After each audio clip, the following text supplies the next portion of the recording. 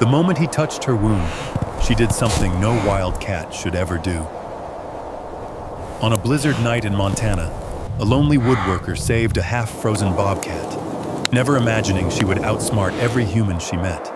She protected him, fooled trespassers, rescued him from death, and delivered an ending so funny the internet couldn't stop laughing.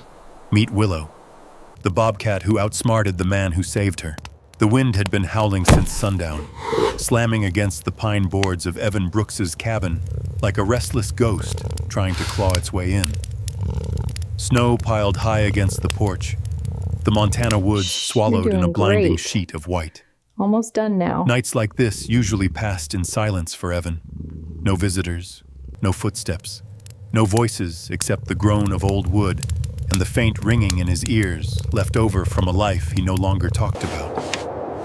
He sat alone at his workbench, turning a block of cedar in his hands the way a man turns unfinished memories, unsure whether to shape them or burn them. Then it came, a sound so out of place in the storm that for a moment he thought he imagined it. A faint scrape, then another. Not the wind, not the trees. Something alive. Evan froze, listening, the hair on his arms lifting beneath his flannel sleeves. The scratching grew more urgent, a weak drag against the bottom of the door, followed by a soft thud, as if whatever was out there had collapsed. Evan stood slowly. Visitors didn't come this far off the county road. Animals avoided the cabin whenever possible. His breath fogged as he approached the door, every step stirring the cold air trapped inside. When he pulled the latch, a blast of winter swept in. But that wasn't what stopped him. It was the small shape curled on the threshold, barely visible under a glaze of frost. A young bobcat, thin, soaked, shivering uncontrollably, its fur clumped with ice, one leg twisted awkwardly beneath its body. Blood, dark and slow-moving, matted the fur around its shoulder. Snowflakes clung to its whiskers like tiny stars that had fallen too soon.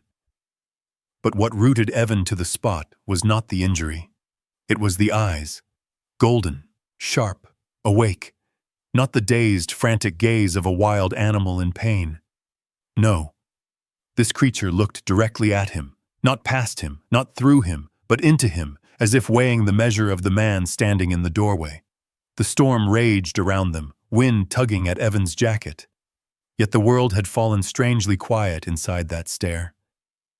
He had seen eyes like that once, long ago in a dusty hospital room where a woman he loved had fought to stay, her gaze steady even as her strength faded. Those eyes had asked him to live when he no longer knew how. The memory pressed against him like a hand to his chest. The bobcat blinked once, slow and deliberate. Evan's throat tightened. "What on earth are you doing out here?" he whispered, almost afraid the sound would break whatever strange tether held the moment together. The bobcat tried to lift its head. Its body swayed, too weak to stay upright. A low, tired growl rattled from its chest, not threatening, more like a plea. Then it collapsed again, snow cushioning the fall. Evan looked back into the cabin, at the dark, empty room, the silence that had grown too familiar. He could close the door, let nature take its course. That was what the woods demanded sometimes, cruel, clean choices. But as he stared down at the trembling creature, he felt a shift inside him, a small crack through the numbness he'd built around his life. "You're not supposed to be here," he muttered, but his hands were already moving. He knelt in the snow, sliding his arms beneath the bobcat's fragile body. The animal tensed, eyes narrowing, but it didn't fight. It didn't bite. It simply watched him, studying him with that same eerie intelligence that made the air feel charged. Evan lifted it carefully, surprised by how light it was. Nothing but fur, bones, and the stubborn will to survive. The moment he stepped inside, slamming the door against the storm's roar, the warmth of the cabin wrapped around them. Evan placed the bobcat near the fireplace, scattering wood into the hearth and sparking a flame to life. The glow flickered across the animal's wet fur, revealing bruises he hadn't seen outside. "Someone did a number on you," he murmured. The bobcat's ears twitched. Its eyes followed his every movement, unblinking, almost unnervingly aware. Evan grabbed a towel, kneeling again as he dabbed away the ice. The creature flinched, but didn't lash out. Instead, it held its gaze steady, as if judging his worth with each careful touch. "You're looking at me like you understand what I'm saying," he said with a huff of disbelief. But the truth was, he felt understood, in a way he hadn't felt in years. Outside, the storm raged on. Inside, the fire crackled softly, warming two beings who shouldn't have crossed paths, yet somehow had. Evan leaned back on his heels, studying the bobcat as it curled tighter into itself, trembling less with each passing second. "This is crazy," he whispered, but he didn't move away. The bobcat's eyes closed halfway, not in fear, but in trust, fragile and astonishing. And in that moment, Evan Brooks sensed something he hadn't felt in years, a pull, faint but real, toward the world of the living. He didn't know it yet, but this small creature, half frozen, half wild, was about to turn his quiet, broken life inside out. And nothing about her would be normal. Not her eyes, not her courage, not the way she had chosen him, not the way she would outsmart him again and again until the whole world laughed. But tonight, all he knew was this: he wasn't alone anymore. Morning crept into the cabin as a pale band of light, slipping between the gaps in the heavy curtains. Evan Brooks had not slept much. Every few minutes he'd lifted his head from the armchair to check on the small bobcat curled beside the fireplace. Each time, he wondered why he cared, and each time he found no answer that made sense. Caring was something he'd stopped doing long ago. He rubbed his eyes, joints stiff from the old chair and from years of carrying grief he never talked about. The fire had burned low, leaving only embers glowing under a film of ash. The bobcat, Willow, though he hadn't yet spoken the name aloud, lay exactly where he'd placed her, breathing shallow but steady. Her fur had dried during the night, softening into faint stripes along her sides. But up close, the injuries told a harsher story. Bruising along her ribs, a gash on her shoulder, and the unmistakable stiffness of a limb that had met something unforgiving.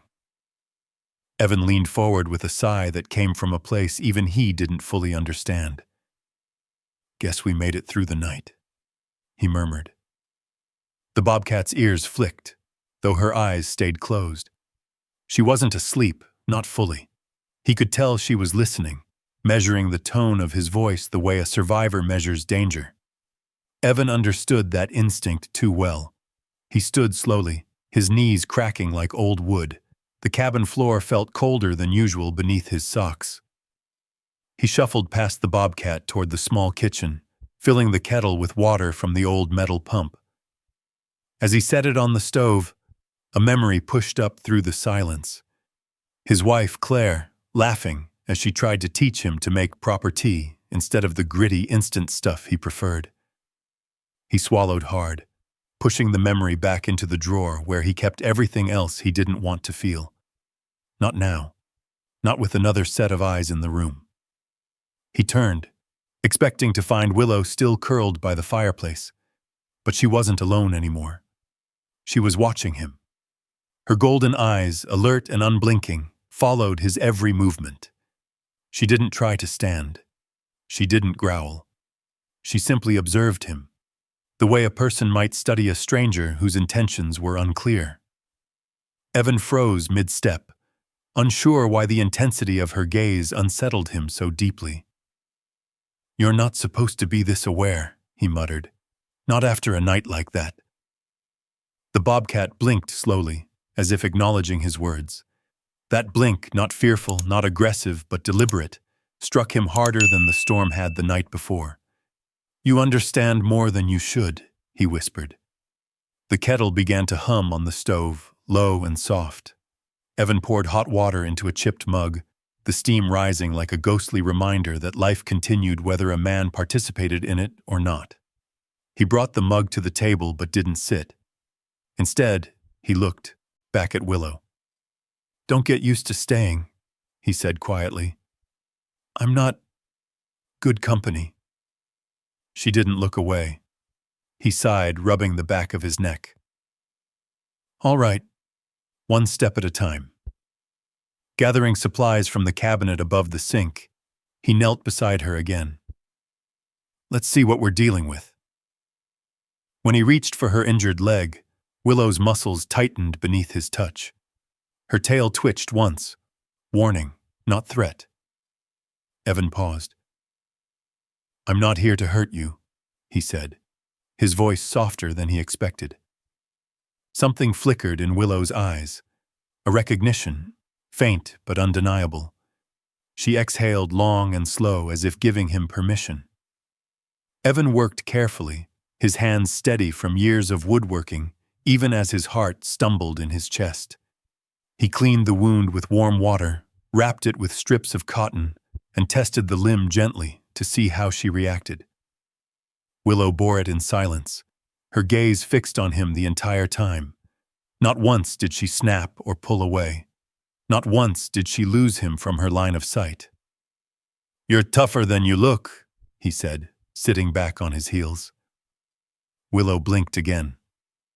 "You're also staring holes through me," he added, and to his surprise a small puff of air left her nose, the closest thing to a scoff he'd ever heard from a wild animal.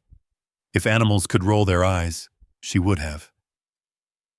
He huffed a laugh under his breath. It felt foreign, rusty. "Don't start getting smart with me." Willow settled her chin on her good paw, the look she wore unmistakably unimpressed. Evan rubbed his face with both hands, shaking his head. "Great. A sarcastic bobcat. Just what I needed." But the truth sank in even as he joked. This little creature had pulled him out of the dark in ways she would never know. He'd spent years drifting through days without purpose, barely speaking, barely feeling. Now, for the first time in a long time, there was something, someone, who needed him to stay awake. He walked to the pantry, pulling down a small package of raw chicken he'd planned to cook days ago. "You can eat a little," he said, slicing it into smaller pieces, "but no funny business." Willow's ears perked at the scent. She tried to stand, her legs wobbling like a newborn fawn. Evan moved toward her, caution slow in his steps. "Easy. I'll bring it to you." He set the food near her nose. Instead of rushing it like a starving wild animal should, Willow sniffed once, twice, then looked up at him as if waiting for approval. Only when he nodded did she eat, chewing carefully despite her injuries. "You really aren't like other bobcats," he whispered. For a moment, neither of them moved except for the soft rhythm of her chewing. The fire crackled, snow battered the windows. Inside the cabin, something wordless passed between them, the fragile beginning of trust or maybe the fragile end of a man's solitude. When Willow finished eating, she stretched her neck forward, touching her forehead to his knee with surprising gentleness. Evan froze, overwhelmed by the unexpected gesture. Warmth spread through him, not from the fire, but from the simple contact of another living soul choosing him rather than fearing him. He whispered, barely able to speak past the tightness in his throat. "Why me?" Willow didn't answer with sound. She just breathed slow and steady, resting against him as if claiming him in the quiet way wild things sometimes do. Evan let out a breath he didn't know he'd been holding. "Well," he said softly, "looks like we're both stuck with each other for now." The bobcat closed her eyes, not in pain, but in the kind of peace he hadn't seen on another face, or felt on his own, in years. And though he didn't understand it yet, this was the moment the world began to shift. A man who had given up, a bobcat who refused to. Neither of them knew it. But everything was about to change. Everything. The storm had died down by mid-morning, leaving a heavy quiet draped across the mountains. Evan Brooks had always liked mornings like this, soft, gray, muffled by snow. But today the quiet felt different. Not empty, not hollow. It felt aware, as if the cabin itself was holding its breath, watching the man and the wounded creature who had found their way into each other's orbit. Evan crouched beside the fireplace again, checking the bobcat with the same care one might use on something fragile. Though nothing about this animal looked fragile except the injuries she carried. Her fur had fluffed as it dried, giving her an almost regal shape despite the bandages wrapped around her shoulder and leg.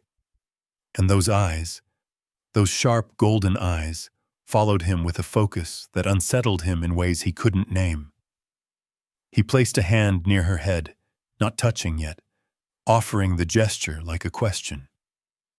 Willow leaned forward ever so slightly, brushing her forehead against the tips of his fingers. It was the smallest gesture, but something in it, something trusting, something deliberate, sent a wave of warmth through him so unexpected he had to look away. "All right," he murmured. "Let's get you fixed up properly." He gathered supplies from the cabinet. Clean cloth, antiseptic, a pair of old shears, and a roll of gauze he found buried behind a stack of unused coffee mugs. Claire had insisted on keeping a full first aid kit. Evan had held on to it, though he hadn't used it in years. Seeing the kit now in his hands wrapped in memories he wasn't ready to touch made his chest tighten. He set everything beside Willow and exhaled slowly. "Okay, sweetheart. Let's do this." Willow lifted her head, ears forward, eyes steady. She didn't flinch when he moved closer. Even as he carefully trimmed the fur around her wound, she only watched him, measuring each movement with an intelligence that felt far too human. "You're handling this better than most people I know," he said softly. Willow blinked once. If she could have smirked, she might have. Evan dipped the cloth into warm water and pressed it gently against the gash on her shoulder. The injury was deeper than he'd realized. Clean, sharp, almost as if caused by metal. Not claws, not teeth. Something man-made, something dangerous. "Where did you come from?" he whispered. Willow's gaze didn't waver. It held something he couldn't decipher. Pain, yes, but layered over something older. Something familiar. A kind of quiet endurance he recognized from mirrors he no longer liked to look into. He rinsed the cloth and worked in silence, letting the crackle of the fire fill the space between them. As he cleaned the wound, Willow trembled once, but she didn't pull away. Instead, she placed her good paw over his wrist, lightly, as if telling him she could handle it. "Brave girl, so," murmured. Once the wounds were cleaned, he wrapped her shoulder in gauze, his fingers steady despite the weight of emotion pressing on him. He checked the injured leg next. It was swollen but not broken, a relief. He wrapped it gently, talking to her in the low, steady tone people use when speaking to something they fear losing. "You're going to be all right," he said, more to himself than to her. When he finally sat back, Willow shifted closer. Not aggressively, not anxiously, with intent. She rested her head against his knee, light, warm, trusting. Evan froze. No wild animal behaved like this. No bobcat in pain would choose closeness over instinct. But Willow wasn't choosing instinct. She was choosing him. He swallowed the lump in his throat. "I don't know why you picked my door last night, but I'm glad you did."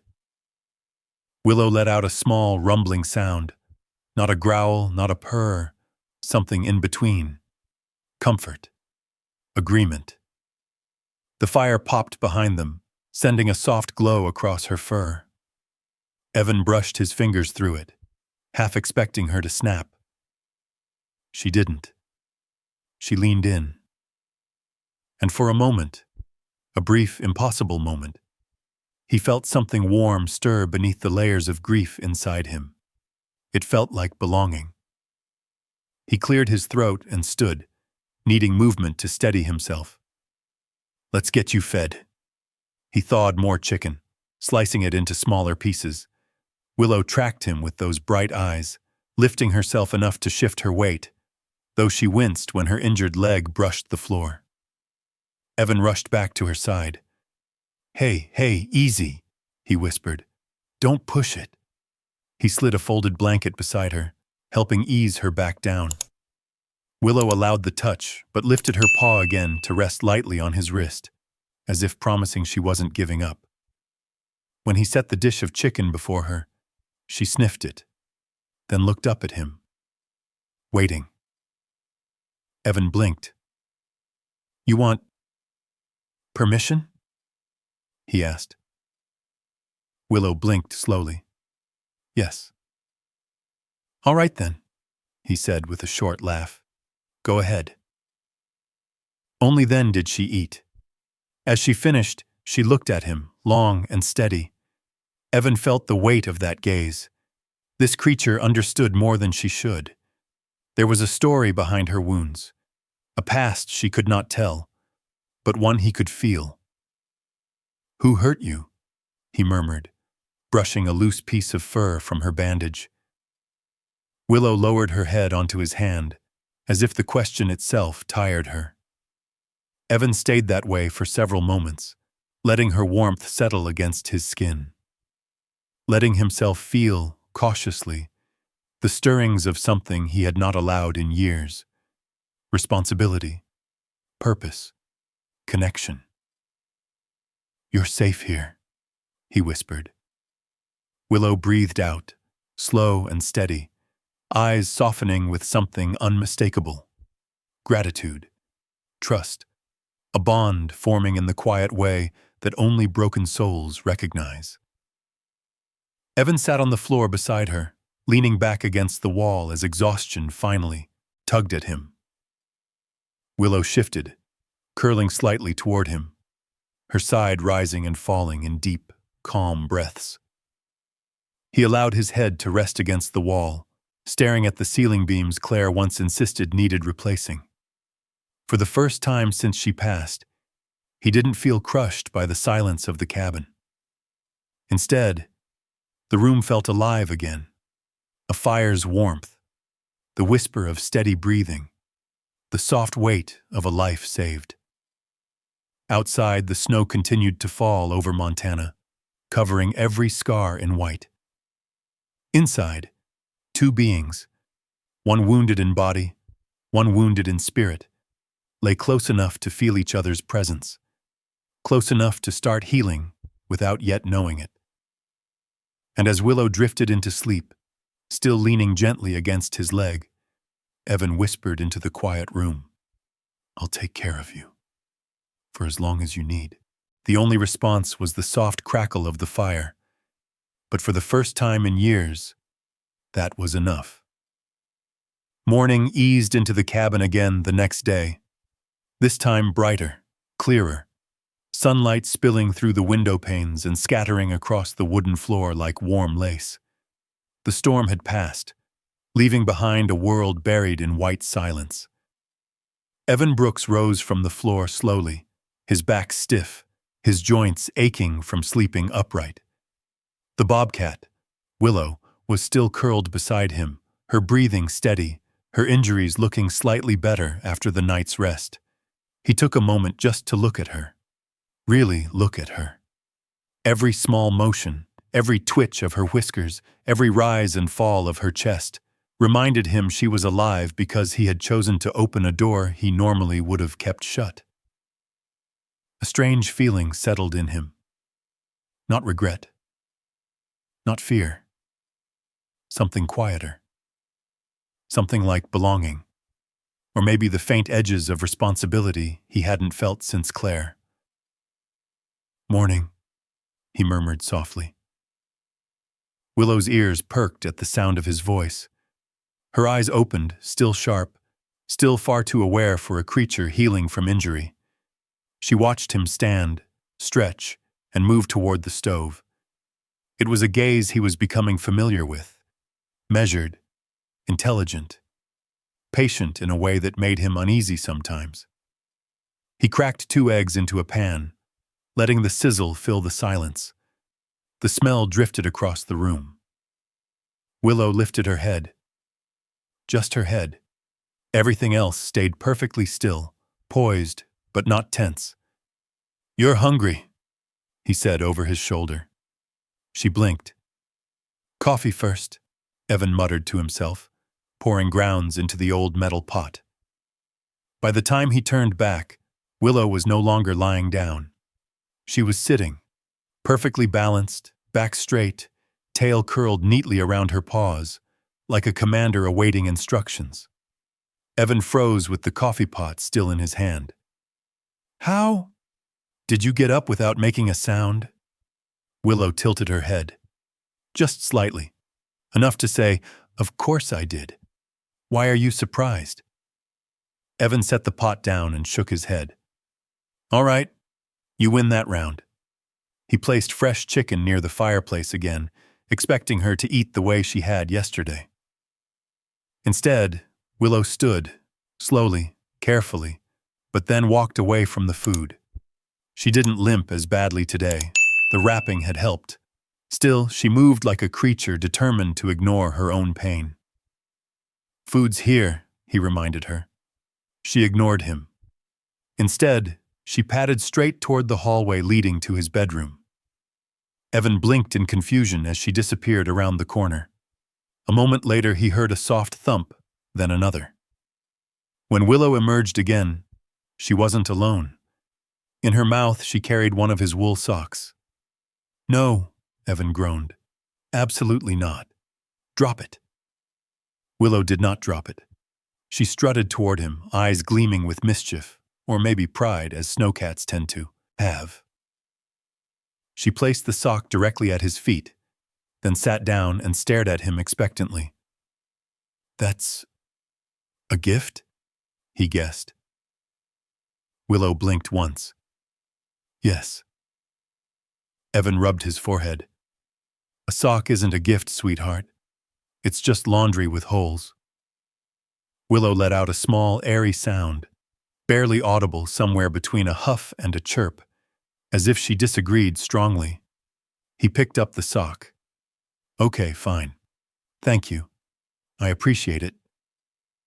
Only then did Willow saunter back to the chicken dish and begin eating. Evan watched her with an expression torn between disbelief and amusement. "You manage the place already, don't you? Boss cat in charge." Willow didn't look at him, but the twitch of her ear gave her away. She'd understood the tone, if not the words, and so began the odd rhythm of their new life together. Each day unfolded with an almost comedic precision, dictated not by clocks or alarms, but by Willow's quiet but unmistakable expectations. She woke Evan early each morning, prodding his leg with her paw or nudging his shoulder with her head until he grumbled awake. She inspected his workbench every afternoon, weaving between stacks of lumber and sniffing at his tools like a foreman checking the quality of labor. And every evening, she brought something to him, sometimes a pine cone, sometimes a stick, once even a perfectly round stone she must have carried from the creek. "Tribute," he joked one night, placing the stone on the mantel like a trophy. But beneath the humor, something deeper was happening, a softening, a thaw lighting up corners of his heart he had walled off. Willow's presence filled the cabin in ways he never expected. She didn't speak, but she made her needs known. She didn't demand, but she guided him anyway. And through her quiet routines, she stitched new patterns into his days, rhythms that kept him moving, thinking, caring. Late one afternoon, while he sanded a slab of cedar, Willow sat nearby in a regal pose, her tail wrapped neatly around her feet. She watched his every stroke, eyes narrowed in what looked suspiciously like judgment. "You're not supervising," he said. "You're criticizing." Willow narrowed her eyes further. "That's what I thought." She slowly extended a paw and tapped the board, as if telling him the spot wasn't smooth enough. Evan stared at her, incredulous. "You've got to be kidding me." She tapped again. He sanded that exact spot again. "Bossy," he muttered. Willow let out a satisfied breath. And so it continued. This strange, delicate companionship between a man who had given up on life and a bobcat who seemed determined to reorganize his world, one silent command at a time. But the strangest moment came 3 days after Willow's arrival. Evan stepped outside to split firewood, expecting Willow to be resting inside. Instead, as soon as he lifted the axe, Willow leaped onto a stump nearby and sat perfectly still, eyes fixed on him. "You supervising again?" he asked. She didn't move.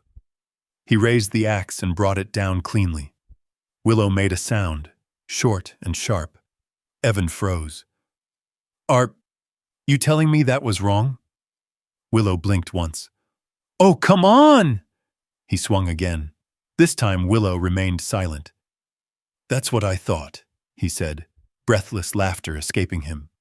When he finished stacking the wood, he turned to find Willow gently nudging one log with her paw, aligning it more neatly with the rest. "You're unbelievable," he whispered. She looked up at him, not wild, not timid, just aware. Deeply, uncannily aware. The sun dipped behind the ridge, painting the snow in shades of rose and gold. Evan stood there with Willow at his side, the cold air brushing his face, and for the first time in years, he felt something stir inside him that was not grief, not emptiness, but a quiet sense of possibility. Life had found him again, not in the form of a person, but in the shape of a small bobcat who ran his cabin better than he did. And nothing about that felt strange anymore, at least not to him. Not anymore, but Willow. She was only getting started. It was a week after the storm when Evan Brooks first realized the quiet around his cabin was beginning to feel different. Not the peaceful kind of quiet he'd grown used to, but something sharper, watchful, like the woods themselves were holding their breath. Snow still coated the hillsides, but the nights had turned colder, the kind of cold that pressed against the windows and made the timber walls creak. Willow had settled into her strange routine, waking him at sunrise, inspecting his every task, leaving tiny tributes at his feet, as if marking him her chosen human. Evan found himself smiling more often than he expected, talking to her as if she understood every word. Sometimes, she almost seemed to nod. But as night fell on the 7th day, Willow changed. She paced, not with the restless energy of a stir-crazy animal, but with purpose, tracing invisible paths across the cabin floor. Her ears twitched at sounds Evan couldn't hear. Her tail remained low, tense. She would pause suddenly, staring through the window into the fading blue outside, pupils narrowing to thin slits. Evan followed her gaze. "What is it?" She didn't answer, but she moved closer to the door, her body lowering until she looked more like a shadow than a living creature. Evan pulled aside the curtain. Nothing. Just snow and branches weighed down by ice. The forest stood silent, the world soft and pale, untouched. Willow didn't buy it. She backed away from the door, positioning herself between Evan and the window, eyes fixed on the woods. He'd never seen her like this, not even on the night she arrived half frozen. This was instinct at its purest. Caution. Recognition. Warning. "Easy, sweetheart," Evan said, though his own voice felt thinner than usual. Willow's muscles rippled. She pressed closer to the floor, gaze unwavering. Then he heard it. A low growl rolled through the trees, distant at first, then clearer. A sound no one mistakes once they've heard it. A wolf. a big one, from the weight of the sound. Evan stiffened, gripping the counter. Montana wolves rarely came this close to homes, especially cabins that smelled of human presence. Willow moved forward, silent and deliberate, stopping just a few inches from the door. She wasn't afraid. She was preparing. Evan's breath caught. "You can't go out there." But Willow didn't take orders. Not from him, not from nature. The growl came again, closer now, vibrating in the floorboards. Evan reached for the flashlight on the table, turning it toward the window.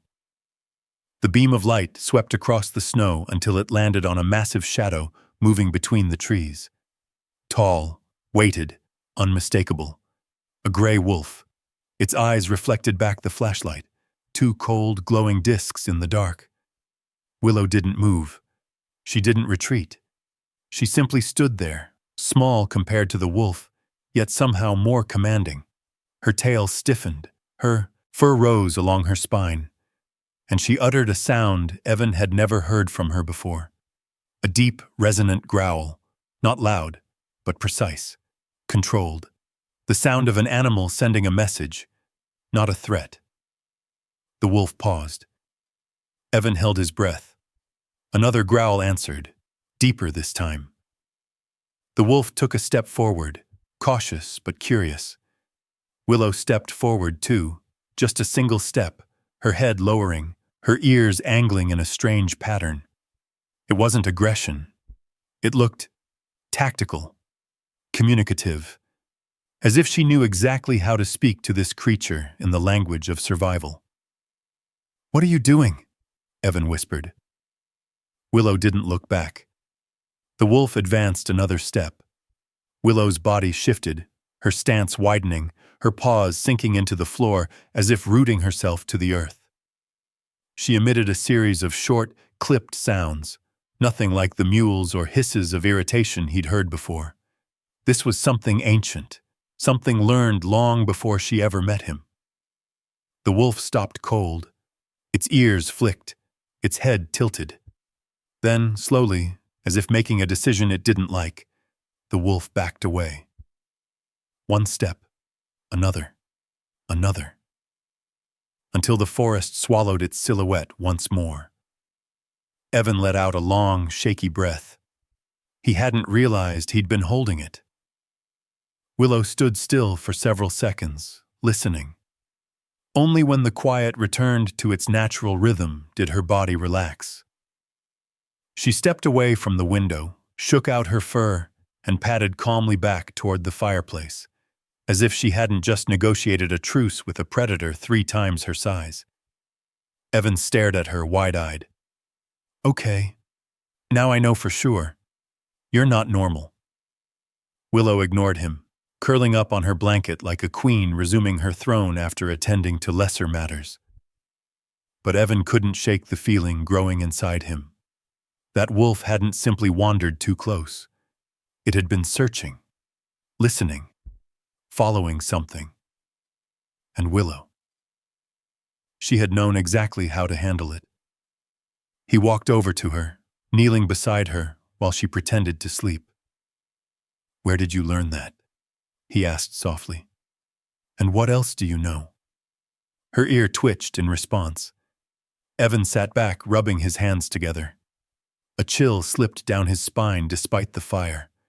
Because tonight, he hadn't just seen a bobcat defend its territory. He'd seen a trained survivor, one who had met danger before, and won. But what weighed on him more was the possibility he could no longer ignore.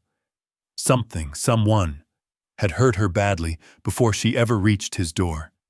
And whatever that something was, it might still be out there. Willow breathed steady beside him, the picture of calm. But Evan's mind raced. He had saved her life that night in the storm, but now, watching her in the quiet glow of the fire, he realized something unsettling. She might have saved his, and he had no idea what danger she had brought with her. The morning after the wolf encounter felt different, brighter somehow, but with a quiet tension humming underneath. like the forest itself knew something had shifted.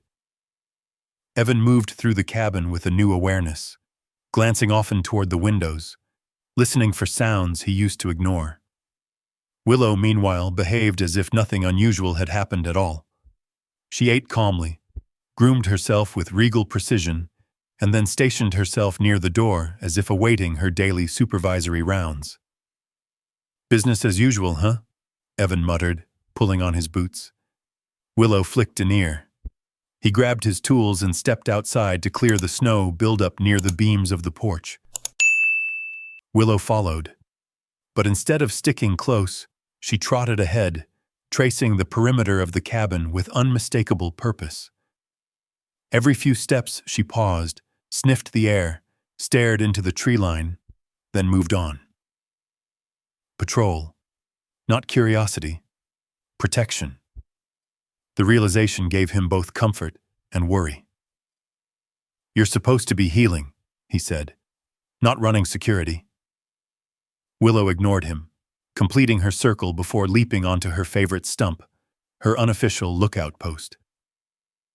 Evan shook his head, but a smile tugged at his mouth.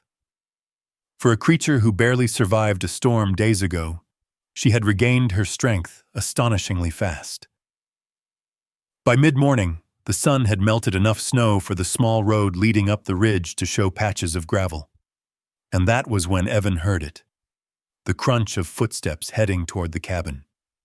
Too light to be a ranger. Too soft to be an adult. Then a small voice called out, "Mr. Brooks? Are you out here?" Evan turned. June Harper, his nearest neighbor's granddaughter, was trudging through the snow in her oversized purple boots, her backpack bouncing with each determined step.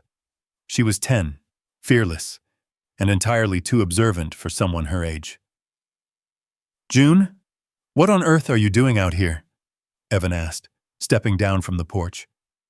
"I came to bring you some muffins," she said proudly. "Grandma said you probably haven't been eating real food again." Evan sighed. Well, she isn't wrong. June grinned and reached into her pack, but she froze halfway through pulling out a foil-wrapped bundle. Her eyes went wide, not at Evan, but at something behind him. Is that a bobcat?"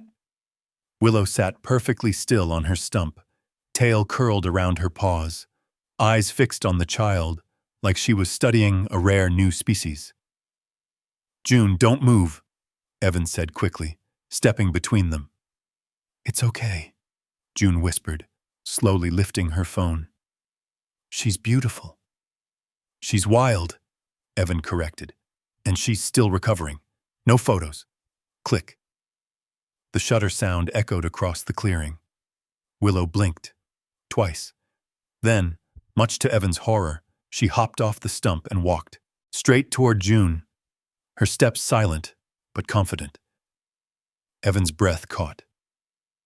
"June, don't move. Don't talk. Don't—" Willow stopped right in front of her. June trembled, but not with fear, more with awe. Willow leaned forward and gently nudged the muffin bag peeking from June's backpack. "Oh!" June gasped. "She wants a muffin." "She wants everything," Evan muttered. June tore off a tiny crumb and placed it on her gloved palm. Willow sniffed it, then politely, delicately, ate it. "She likes it," June squealed. "Yes," Evan said dryly. "So does every living thing on the planet." June giggled and snapped another photo before Evan could stop her. "You're gonna get me in trouble," he warned. "With who?" she teased. "The muffin police?" "No, the wildlife ones." June pocketed her phone and shrugged. "It's just a picture. Nobody's gonna care." He wished that were true.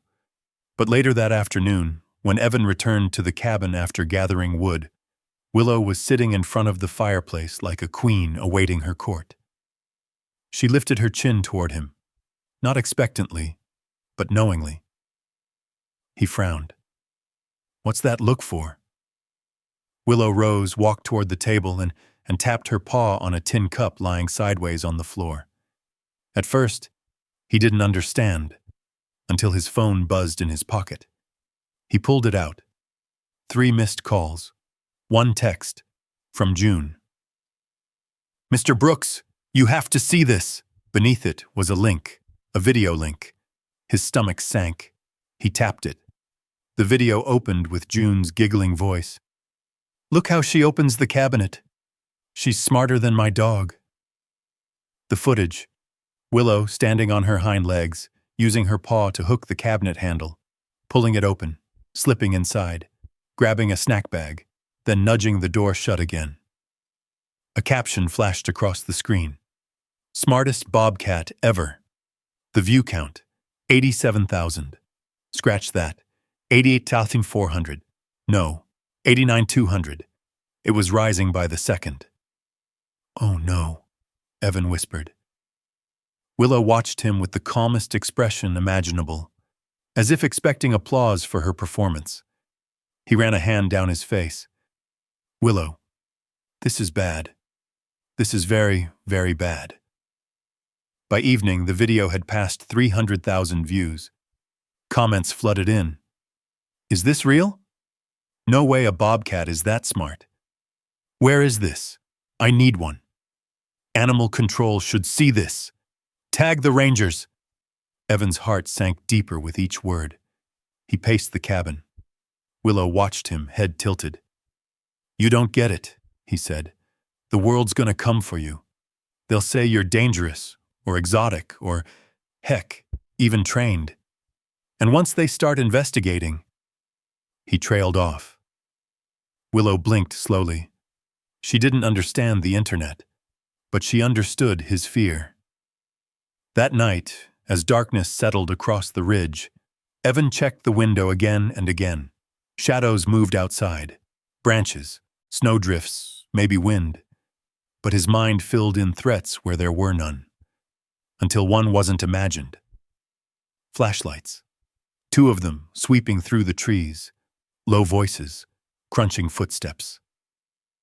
Evan's pulse spiked. He stepped back from the window.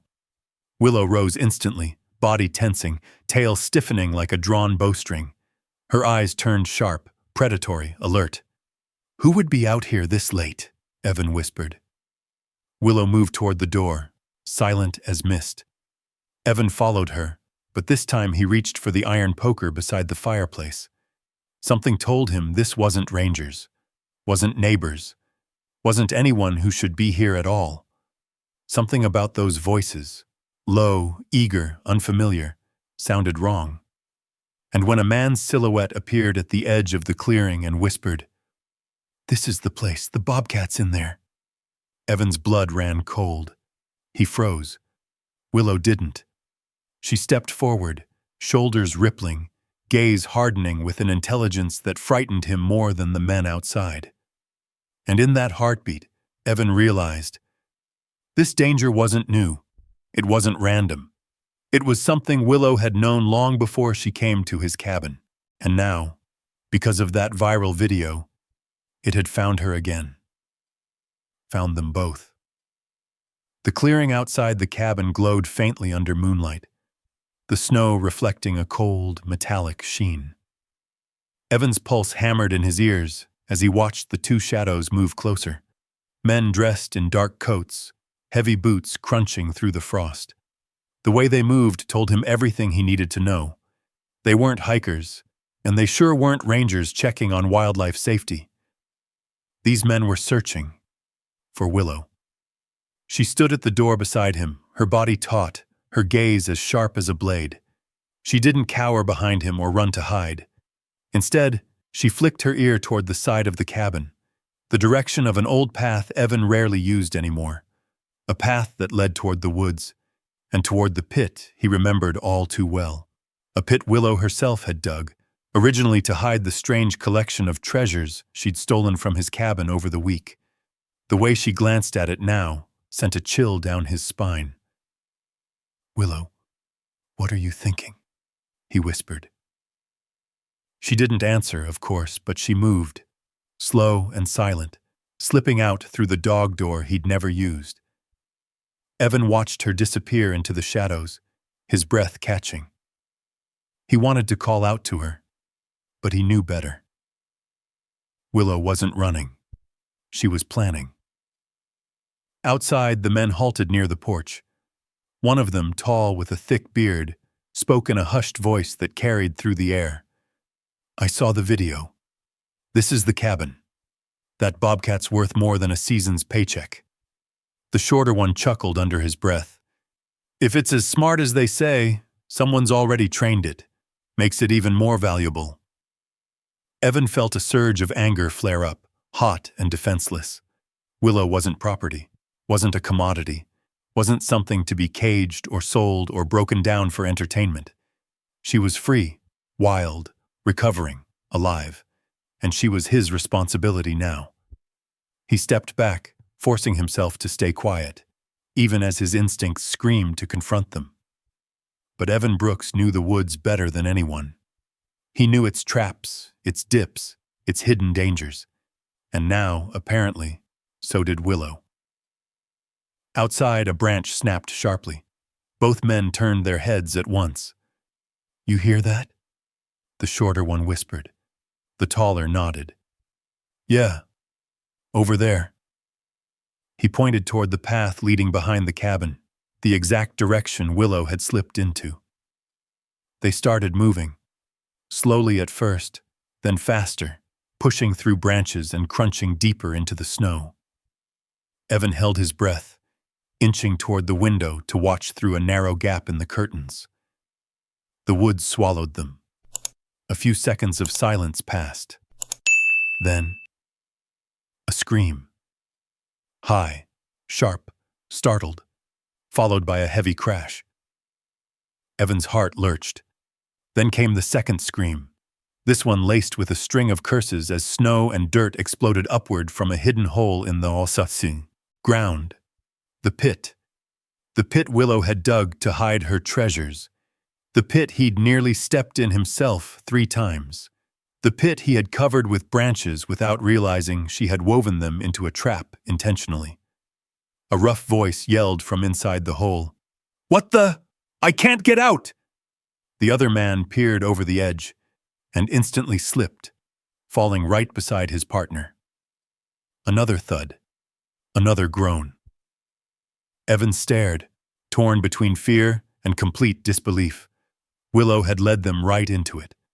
She stepped into the moonlight then, emerging from behind a fallen log with the quiet poise of a creature who knew exactly what she was doing. Her tail swished, slow and deliberate, as she approached the pit. Evan couldn't hear her footsteps, but he saw the way she moved, head high, shoulders smooth, confident. She stopped at the rim of the hole. Below, the men sputtered and tried climbing the snowy walls, slipping back down every time. "Oh, you gotta be kidding me," one grumbled. The other lifted his flashlight, shining it upward. The beam caught Willow. Her eyes gleamed gold. She looked down at them, not threatening, not afraid, but with a kind of triumphant intelligence that sent a cold shiver through Evan's spine. It was the look of a creature who had outsmarted her pursuers 3 steps before they even realized they were following her. The shorter man swore. "That's the cat! Grab her!" the other shouted. But Willow simply blinked, a slow, dismissive blink, then turned away, tail flicking like she was laughing silently, as if the entire encounter had been beneath her time. Evan couldn't help it. A strangled laugh escaped him. "You unbelievable little genius," he whispered. He hurried outside, boots crunching over the frosty ground until he reached the pit. The men glared up at him, humiliated. "You!" the taller one shouted. "Help us out!" Evan crossed his arms. "You planning to trespass on anyone else's property tonight? Or is this your only stop?" "We weren't trespassing," the short one protested. "We were looking for a wild animal that doesn't belong to you," Evan cut in. They fell silent.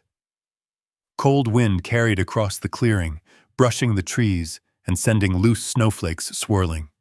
Willow sat behind him now, perfectly content, as if supervising the entire exchange. "Look," the taller man said, trying to sound reasonable despite being knee-deep in humiliation and snow. "We just want the bobcat. No trouble." Evan stepped closer to the edge. "Trust me," he said quietly. "You don't want any trouble from her." The shorter man frowned. "What's that supposed to?" Willow leaned in and let out a very soft, very controlled growl, barely a whisper of sound. Both men froze. Evan didn't bother hiding his smile. "That." After a painfully awkward pause, he tied a rope to a tree trunk and tossed the end down. It wasn't because they deserved help. No, they absolutely didn't. But leaving them out there overnight in sub-zero temperatures would be risking their lives, and Evan wasn't about to let tragedy happen on his land. He stepped back, arms crossed, as the men struggled to climb out, coated in snow and mud. The moment they were free, they stumbled toward the trail without a single look back. Evan turned to Willow.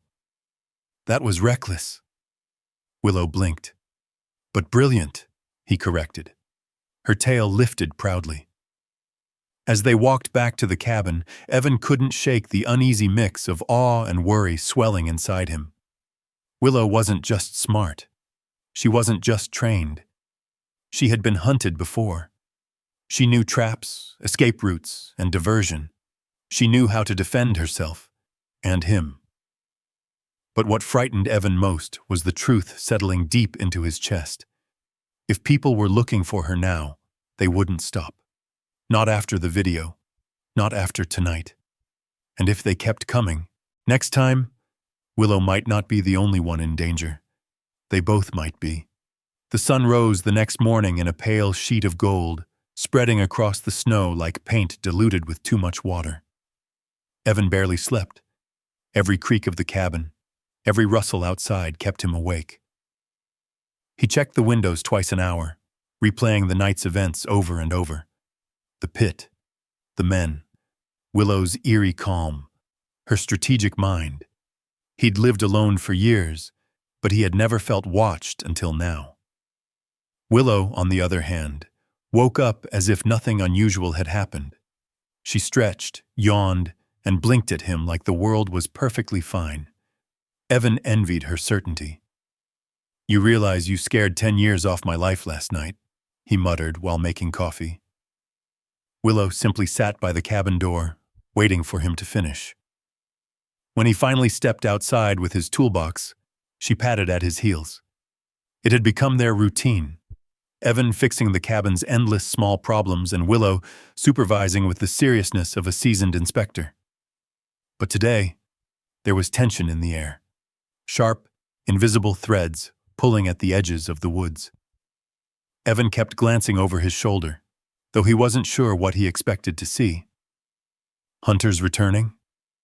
Curious strangers driven by the viral video? Rangers asking questions he wasn't ready to answer? What he didn't expect was that the danger wouldn't come from others. It would come from the wilderness itself. By afternoon, a leak in the old water pipeline forced Evan to hike up the hillside behind his cabin. The pipes were ancient, installed long before he bought the place, and every freeze-thaw cycle punished them a little more. He cursed under his breath as he climbed over the rocky slope. "Stay close," he told Willow. She didn't listen, of course. She trotted ahead, lightly as a feather over the icy stones. Evan knelt by the pipeline, wedging a wrench beneath the frozen valve. "Won't take long," he grunted, pressing his weight into it. The metal groaned, stubborn as ever. "Just a quick fix." Willow circled the area, nose to the wind, tail flicking like she sensed something he didn't. Suddenly, the wrench slipped. Evan's hand jerked. His boot shifted half an inch. Half an inch was all it took. The snow beneath him crumbled, collapsing like sugar under too much pressure. Evan's weight pitched forward. The world tilted violently. His stomach dropped as the ground vanished beneath his feet. "No!" He fell, tumbling, sliding, rolling down the steep, rocky slope. Sharp edges scraped his arms, his back tearing through his coat. Snow blurred into sky. Sky blurred into stone. His shout echoed across the ravine as he slammed into a narrow ledge halfway down. Pain shot through his leg, white-hot and immediate. He tried to move. Couldn't. The bone in his lower leg had snapped. The world pulsed in and out of focus. He felt cold creeping into the edges of Changfion, his consciousness, numbing him faster than fear could rise. Above him, small stones skittered down the slope. Then larger ones. Then Willow appeared at the ridge, her silhouette sharp against the winter sun. She peered down at him with wide, horrified eyes. "Willow," he breathed, voice cracking. "Stay. Stay there. Don't come down." She ignored the command and began pacing along the edge, ears flattened, tail stiff. Her panic was almost human. She let out a sound, not a growl, not a cry, but something in between. A desperate call he'd never heard from her. "I'm okay," he lied, even though the ledge beneath him trembled each time he shifted. The truth was terrifying. He was stuck on a slope too steep to climb, with a shattered leg, freezing temperatures, and no one within miles. No one except a bobcat. Willow darted along the ridge, scanning, searching, her body tense with urgency. She disappeared for a moment, then reappeared a few feet away, testing the snow with her paw. "No," Evan whispered. "Don't try it. It's too steep." Willow growled softly, not at him, but at the situation itself, as if furious that the world dared harm the man who had saved her. She paced again, stopped, looked down at him. Then she made a sound he recognized, a short, commanding chirp he had heard before when she wanted him to follow her. But he couldn't. "I can't move," he murmured, sweat freezing on his skin. "I can't," Willow chirped again, urgent, more insistent. "Sweetheart," he whispered, voice straining, "you can't save me. You're one bobcat." But she didn't accept that. She backed up suddenly and sprinted away from the ledge, vanishing into the trees. Evan's stomach twisted. Was she leaving? Running for safety? Returning to the wild? His vision blurred. He didn't blame her. He wasn't sure he would have stayed for himself either. Minutes passed. 10, 15, maybe more. The cold seeped deeper, tugging at his consciousness like a tide pulling him under. His eyelids drooped. "I'm sorry, Claire," he murmured, her name slipping out like a final breath. His hand slackened, his eyes closed. Then, a distant rustling, a thump of paws, a scraping sound, a furious, determined cry that sliced through the fog in his brain. He opened his eyes. Willow was back, dragging something. A tarp? No, a canvas sheet? No. It was the emergency rescue pack from the cabin, something Evan barely remembered owning, a leftover from the previous property owner. Willow dropped the pack beside the ridge and chirped at him again. You brought that?" he whispered, tears burning hot behind the cold. She pawed the pack open, bit down on the bright orange signal flare case, and tossed it toward him, her accuracy startling. "Willow." He blinked hard. "You brilliant, brilliant girl." But she wasn't done. She bolted uphill again, toward the direction of the ranger station far beyond the ridge. "No, Willow," he called weakly. "You'll freeze out there." She didn't look back. She ran like the forest itself had commanded her. Evan leaned his head back against the icy stone, breath shallow, vision fading again. But this time, hope flickered where despair had been, because Willow wasn't running away. She was running for help. And deep in his bones, despite the cold, despite the pain, he knew. If anyone on this earth could save him now, it was the little bobcat who had already saved his life once before. Then consciousness slipped from him like snow off a melting branch, leaving him on the narrow ledge, waiting for a miracle he hoped was already on its way. The forest grew still around him, the wind softening to a whisper as if the world itself held its breath. Far above the cliffs, where frost clung to every branch, Willow tore through the trees with a speed Evan had never witnessed from her. She wasn't running like an animal fleeing danger. She was running like one who understood the stakes, running like one who knew exactly where help lived. The trail was rough and steep, but she didn't falter. Her paws dug into the snow, launching her forward, her breath forming tiny clouds that vanished instantly in the cold air. The ranger station was miles away, too far for most animals to reach quickly, especially in this weather. But Willow was no ordinary animal. At one point, she paused near a fallen log. A flash of memory, too quick to name, lit her eyes. Ropes, cages, shouts, snow just like this. Men chasing her. Men who wanted to catch her. Men she escaped from only by luck and instinct. She shook the memory away with a rough growl and charged on. Evan needed her now. She raced through a ravine, leapt across a narrow stream where the ice cracked beneath her weight, and bounded up the hillside toward the ranger trail. Her breath rasped in her throat. Her injured side screamed with each movement, but she pushed harder. The cold pressed against her fur, seeping toward the skin beneath, but she ignored it. Every second mattered. Every heartbeat could mean Evan slipping further into the dark.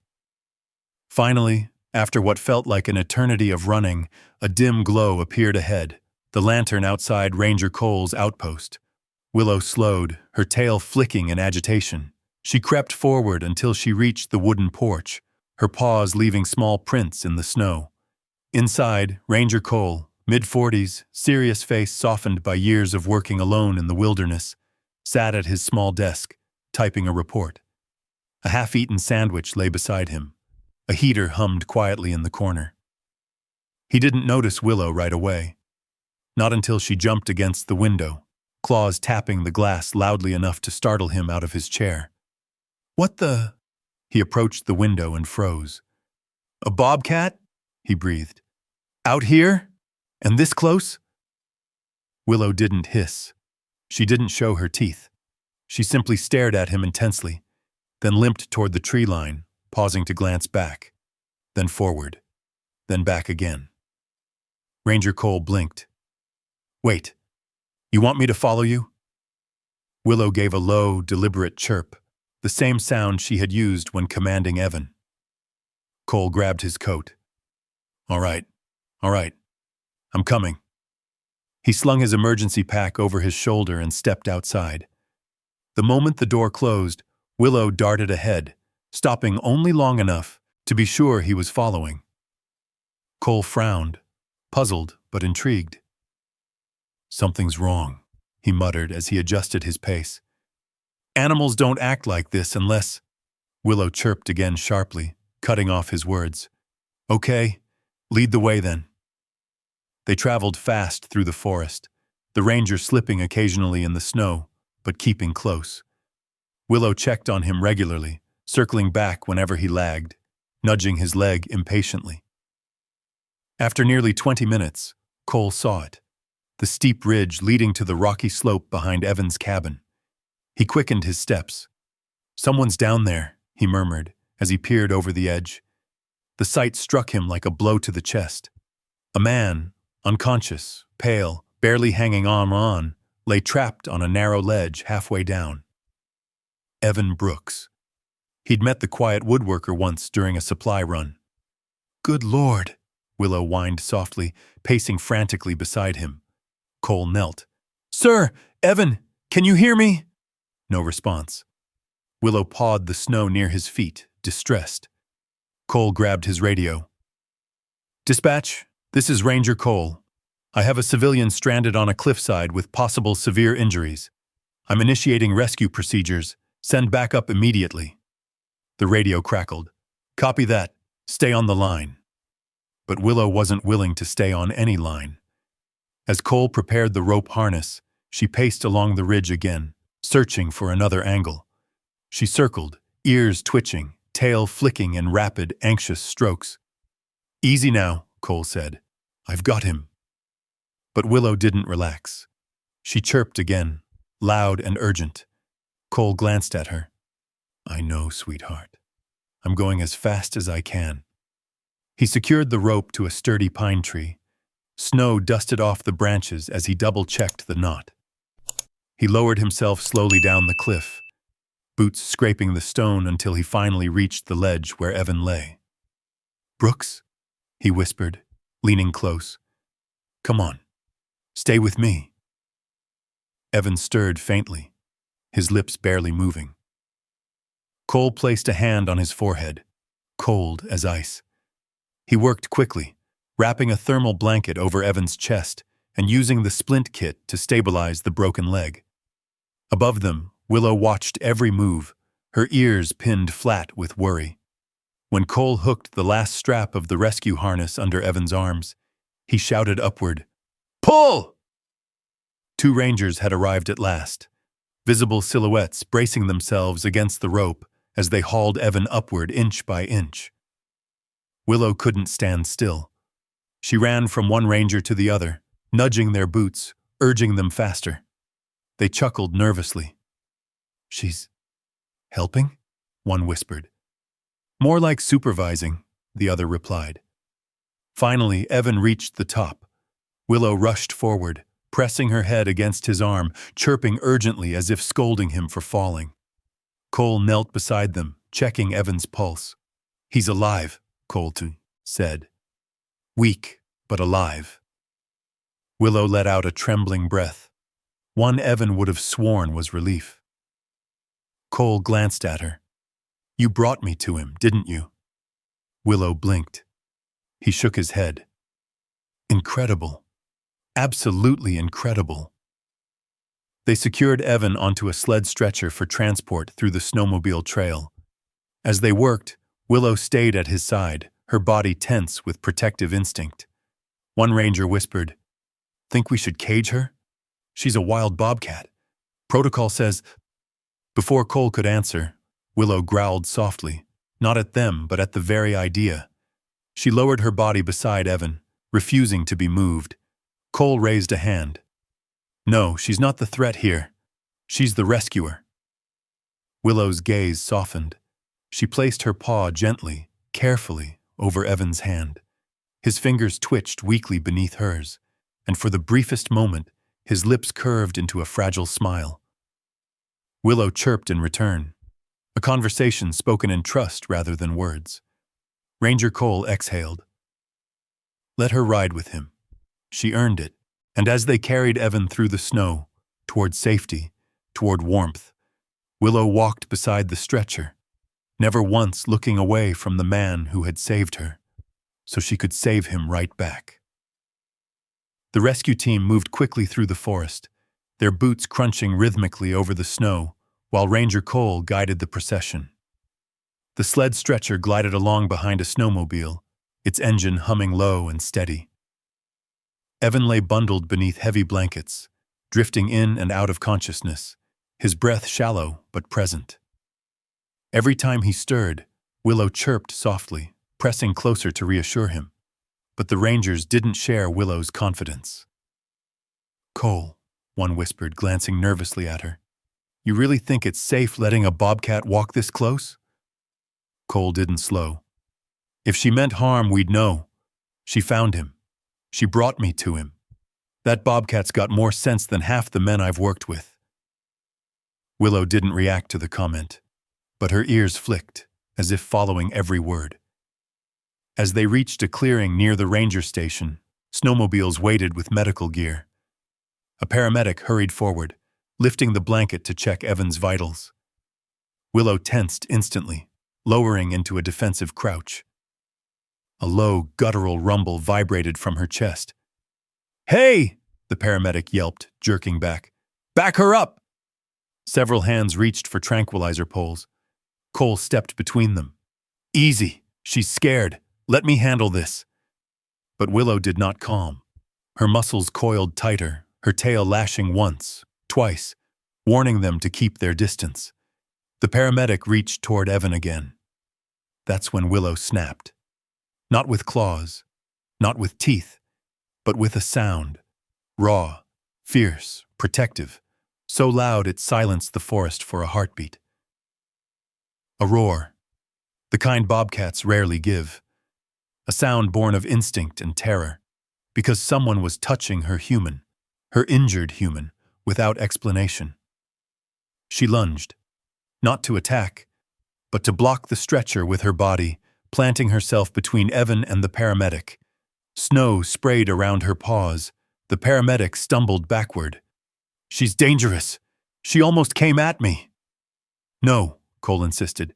"She wasn't attacking, she was guarding. There's a difference." But panic had already taken root. Several rangers raised tranquilizer guns. Evan's eyes fluttered open at the commotion. His gaze found Willow immediately. He could barely speak, but he forced out one raspy word. "Easy." Willow's ears turned toward his voice instantly, the tension in her shoulders loosening, but only slightly. Cole knelt beside her. "It's okay, girl. They're trying to help him." Willow looked from Cole to Evan to the paramedic. She let out a small, uncertain chirp, nothing like the protective roar from moments earlier. Her body wavered, caught between instinct and trust. But the rangers weren't waiting. "Sir, step aside," one barked. "That bobcat is interfering with emergency care." "She's scared," Cole repeated. "If you'd just let me—" "We have protocols," another ranger snapped. "Wild animal, unpredictable behavior. We can't risk someone getting hurt." Willow sensed the shift in energy. She pressed closer to Evan, her tail curled tightly around her feet, eyes flicking rapidly between the tranquilizer muzzles and the stretcher. Then Evan's hand fell limply off the side of the sled. A slight movement, but enough to send Willow spiraling. She thought he was slipping, falling, leaving. Her chirp turned into a desperate cry, and the rangers mistook that desperation for aggression. "Take the shot!" "No, wait!" Cole lunged forward. Too late. A dart hissed through the cold air and struck Willow's shoulder. She whipped her head toward it, teeth bared, but the sedative spread quickly. Her legs trembled. Her eyes widened as the world doubled and blurred. She staggered once, twice, then collapsed gently into the snow beside Evan's stretcher. The paramedic hesitated. "You sure that dosage is safe for an adult bobcat?" "She'll be fine," the ranger muttered. "Safer for everyone this way." Cole sank to his knees beside her, brushing a hand over her fur. "You didn't deserve that," he said quietly. "You were just scared." But protocol didn't care about fear. Protocol cared about order. As they loaded Evan into the snowmobile trailer, they lifted Willow carefully into a wildlife containment crate. Her breathing was slow but steady, her body limp, her consciousness drifting helplessly away. Evan cracked open his eyes once more as the trailer door shut.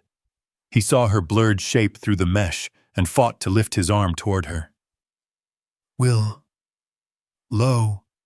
he whispered. But the tranquilizers had already taken her under. She didn't see his hand, didn't hear his voice, didn't feel him reach for her. She only felt the cold darkness folding over her like snow burying a fallen branch. The ranger slammed the crate shut. "Transporting the animal to holding," he announced. "Hold on," Cole protested. "That's not necessary. We don't even know if she—" "It's protocol." Cole clenched his jaw. Protocol can be wrong. But no one listened. The snowmobile engines revved. Evan, unconscious again, was taken toward the medical center. Willow, silent, sedated, misunderstood, was taken the opposite direction. Separated. For the first time since she crawled to his cabin door. And as the two machines disappeared into different paths through the pines, the forest swallowed the last traces of their shared trail. The little bobcat who saved a man's life was now being taken away as a threat. A tragedy born not from violence, but from love no one else understood. Morning light crept over the snowy Montana hills, cold and unbending. It drifted across the ranger station yard, touching the metal wildlife holding crates lined up against the outer wall. Inside the smallest crate, Willow lay unmoving, her breath slow and shallow, beneath the fading weight of the tranquilizer. She wasn't asleep anymore, but she wasn't awake either. Her world was a haze, voices muffled, light fractured, smells difficult to track. It felt like drifting between two rivers, unable to swim to either shore.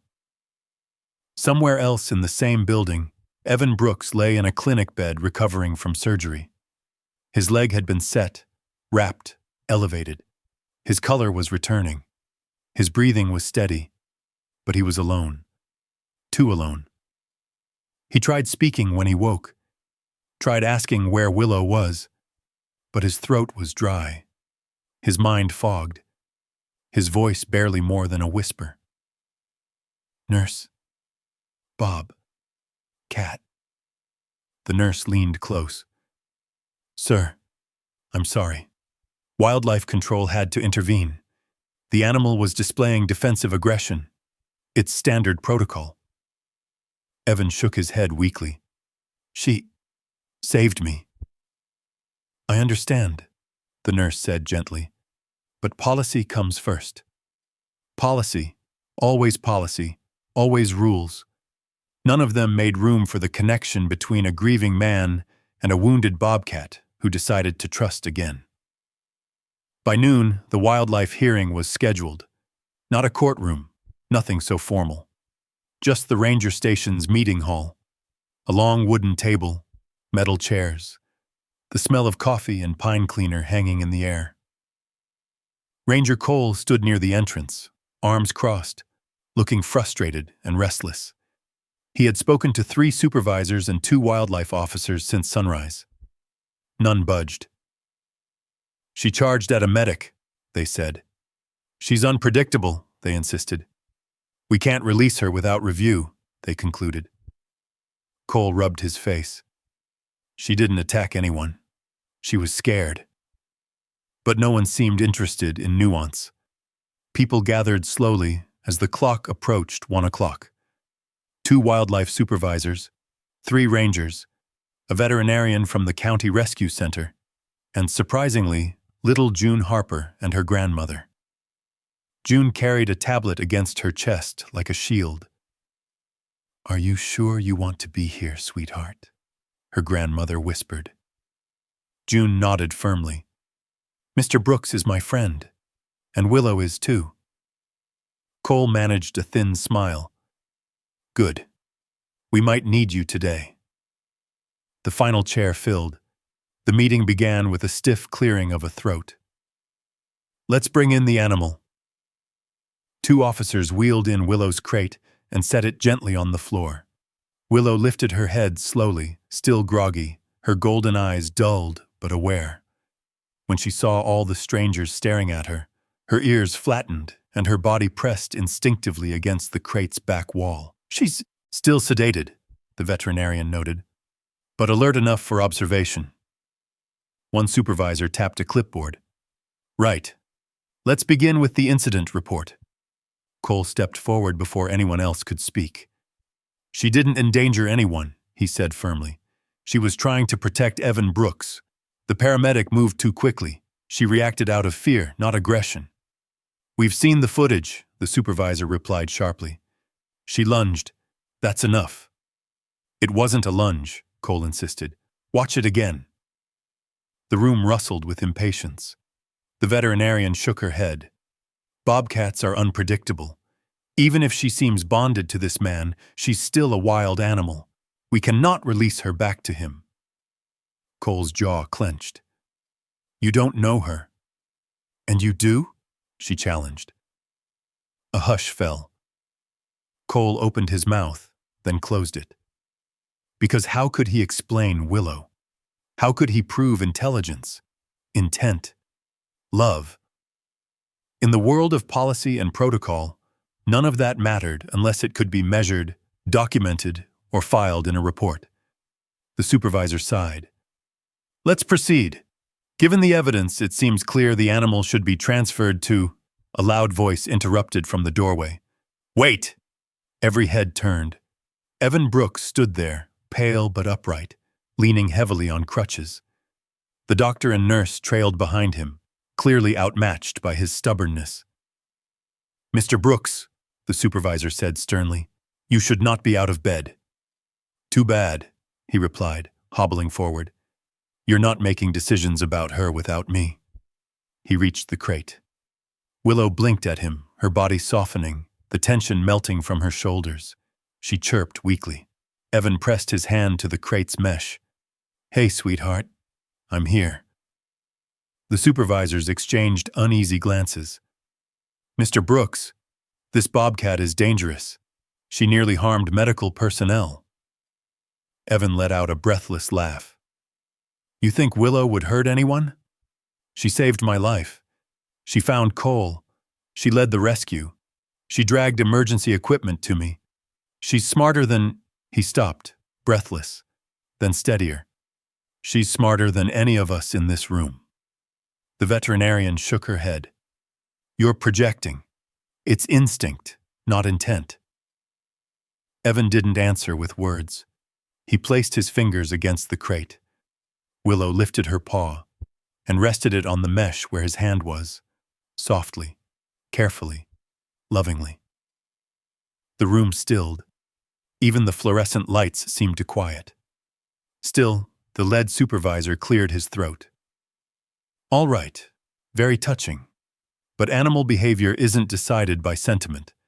We have evidence that she cannot be safely managed, and unless someone can produce actual proof of stable conduct, we must—" "I have proof!"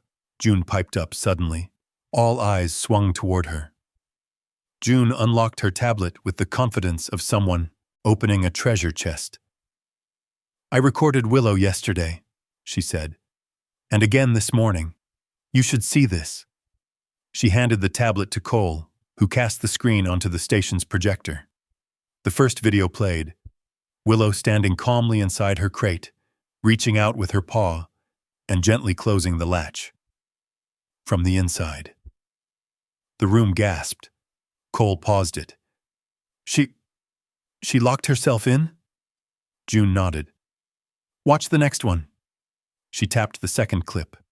In it, Evan's voice, recorded from a phone call June had made earlier, echoed from a speaker. His voice sounded distant. "Willow? Girl, can you hear me?" Inside the crate, Willow perked up instantly. She pressed herself to the front.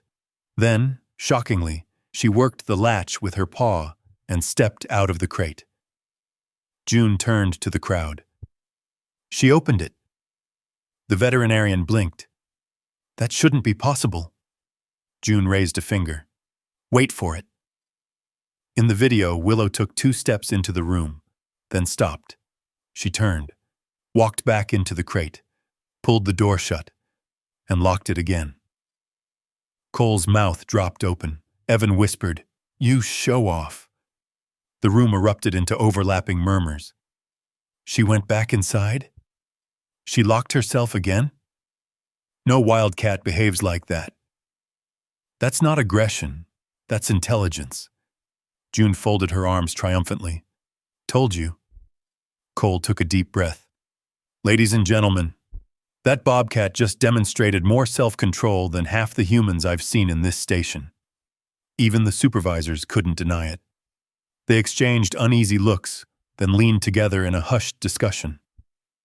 At last, the lead supervisor turned, clearing his throat. "Given this new evidence, and considering the extraordinary bond between the animal and Mr. Brooks, and the testimony provided," everyone held their breath. "We've decided that the bobcat, Willow, does not meet criteria for removal or long-term containment." Evan sagged against his crutches, head bowed with relief. Willow chirped softly.